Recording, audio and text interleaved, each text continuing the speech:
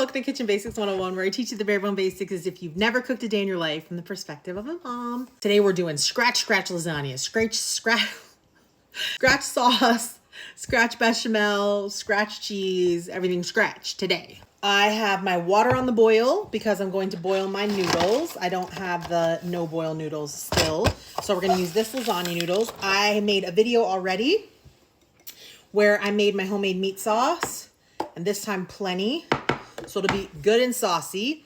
I've already made a video of the bechamel, so I'll make sure to post all those and tag them accordingly. And now it's time to assemble the masterpiece that is a lasagna. Oh, we need to shred cheese. 16-ounce low moisture mozzarella cheese, and this is a whole milk mozzarella. And I'm gonna put that in the grater, grate it up for you. Because if you grate your own cheese, it tastes better. You can use pre-grated cheese if you want. I wouldn't deprive you of a little bit of quick work on the mozzarella. It's just so satisfying, right? To watch it happen, so satisfying. Put a little pusher in this way.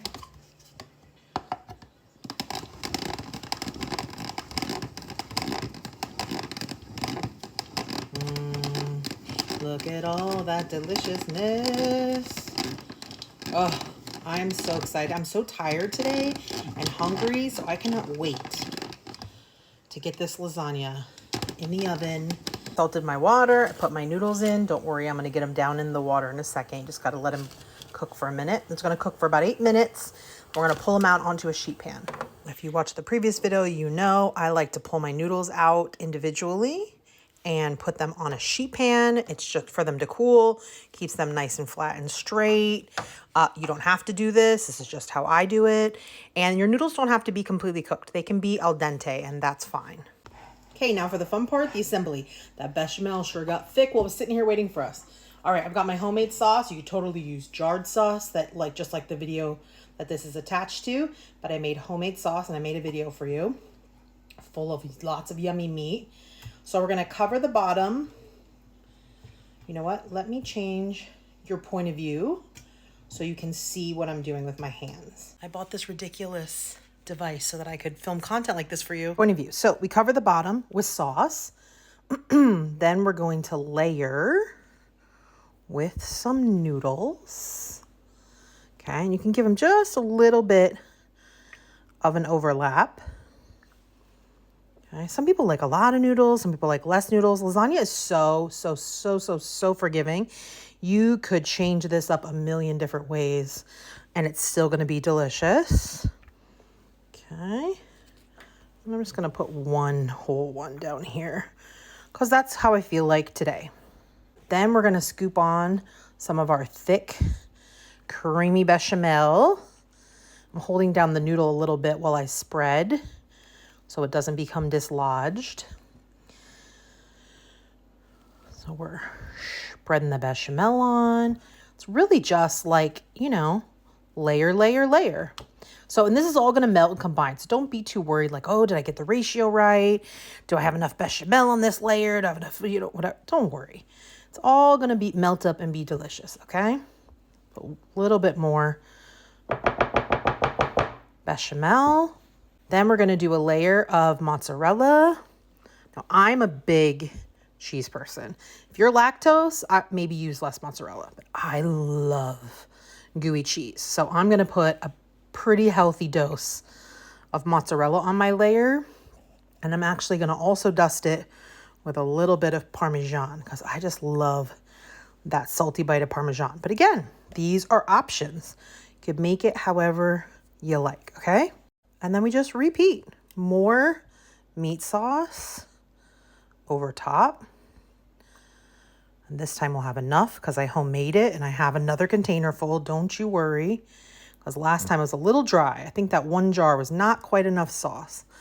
Let's use this up on this layer. Gloop and glop. You don't need to make it perfect. It's all going to melt beautifully in the oven and combine together and become lasagna. Delicious. Go again. Noodles. Layer. We'll see how many layers we can get. Looks like we'll be able to do one more layer of noodles. So if that's the case, then we need to use half the bechamel for this layer.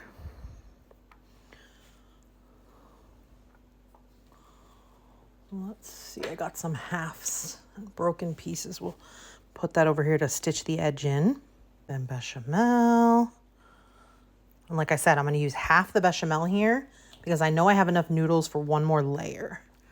So I went and took a look to see how much more I could do. I can do one more layer. So I want to have bechamel to put on top of those noodles. Brilliant. And now we're going to do cheese. Again, mozzarella, little Parmesan, and then we'll do it one more time. All right, all the noodles, all the bechamel, all the cheese is all on here.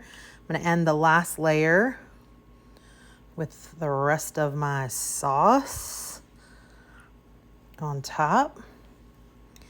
And just for the record, I love a bechamel. This is going to wreck me when I eat it because of all that milk. But my Italian mother-in-law only ever did it with ricotta. But that's okay. I think bechamel might be like the Northern Italian because it's a French influence. Because a bechamel is a French sauce. A bechamel is a French mother sauce. So it's definitely not an Italian. Now, Italians certainly adopt plenty of things the French use in cooking and vice versa. The French influenced by Italy as well. But just to let you know, the bechamel is a French mother sauce.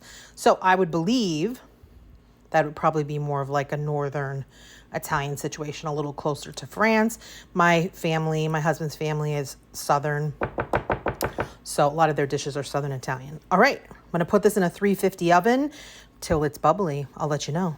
Now I'm going to put a sheet pan on the below it, just in case it bubbles over, but it doesn't look like it's gonna. I gotta use a nice deep pan, but if you don't have a nice deep pan, you might need to be careful of that. And I just wanted to mention, oh, it's an absolute brick. It has like a pound of sauce, a pound of cheese, a pound of bechamel. I mean, it weighs like probably 10 pounds. Honestly, there was 6 minutes left on the timer, but like I could not wait any longer because the smell in my house, oh my God. You have to let the molten lava cool for a couple of minutes before you cut into it. Or first of all, you're gonna die because it's gonna be too hot. But also it needs to kind of set up so it doesn't slosh all over. So I'll be back in a couple minutes, guys. Do as I say, not as I do. I pulled it out while it was fresh and hot because I can't stand it. I'm waiting, I'm so hungry. And so of course it's like a mushy mess, but you know what? Because I want to get in there, man. I want to taste it. All that work.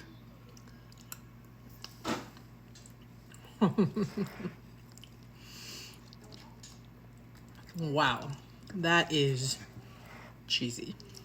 I am missing the nutmeg. I wish the nutmeg was in there.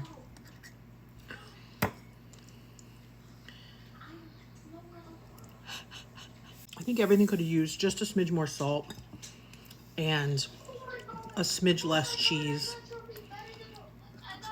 But come on, it's delicious.